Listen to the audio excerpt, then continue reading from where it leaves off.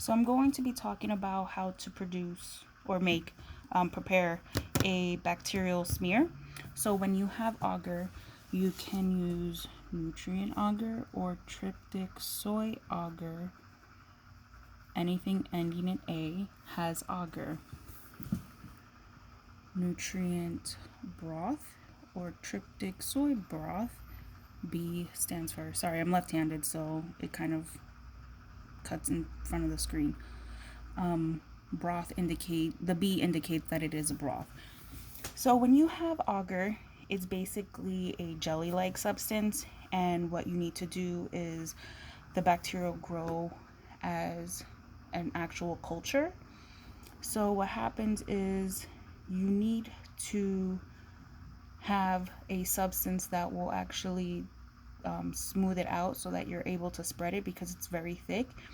And basically the first step is you need to add some H2O to the actual slide. So then after that, you're going to take a loop full of bacteria. Then you are going to smear it on the actual slide. And then you're going to air dry. Sorry, my handwriting is crooked. Then afterwards, it has to be completely air dried.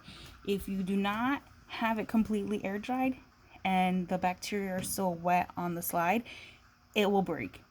The heat of the Bunsen burner, when you go to heat fix it, will actually heat up the water to the point on the slide that it will break the slide in half. I am guilty of this because I was in a rush and it just prolonged how long I had to be making more slides. Then after it is completely dry, then you are going to heat fix. So when you have a broth is already in liquid. So if you look at the steps of making a bacterial smear with agar, if the bacteria are already in a broth form, basically you can cut out the H2O and just use the broth from the test tube itself. So the first step will be a loop full of bacteria. Second, you will air dry.